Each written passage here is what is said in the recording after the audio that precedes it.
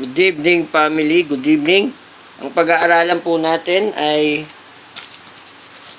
ang pananalig ng isang kanineya. Mateo 15:21 hanggang 28. Umalis doon si Jesus at nagpunta sa lupain malapit sa Tiro at Sidon.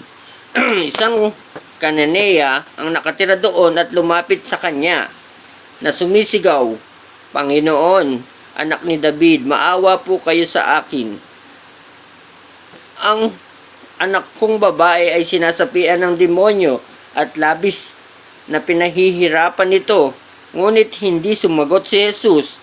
Lumapit ang kanyang mga alagad at sinabi kay Jesus, "Paalisin na nga po ninyo siya. Napakaingay niya at sunod ng sunod sa atin." Sumagot si Jesus, "Sa mga naliligaw na tupa ng sambahayan ng Israel, lamang ako isinugo."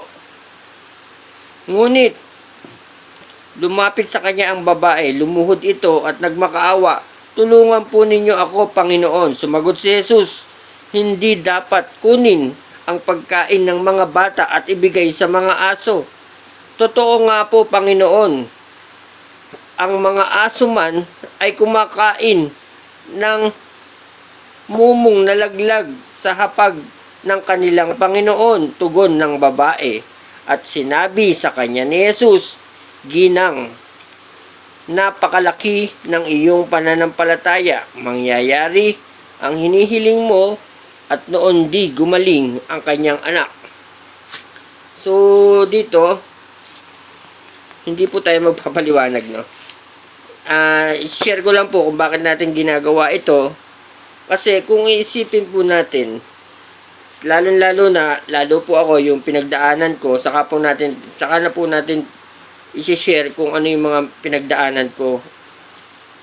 I-share ko lang po na kung hindi po natin ginagawa ito, na pagbabasa nito, para sa akin, ang buhay sayang. Kung ang oras natin ay tinutuon natin paminsan-minsan dito sa pagbabasa ng Biblia ay parang napakahalaga ng oras. Baga, walang kapantay na kabayaran. Di saka pagka ginagawa natin to, na kahit gaano man pinagdaanan natin, nagkakaroon ng halaga ang buhay natin. Lalong-lalo na pagka ginagawa natin ay patungkol sa salita ng Diyos. Maraming salamat po.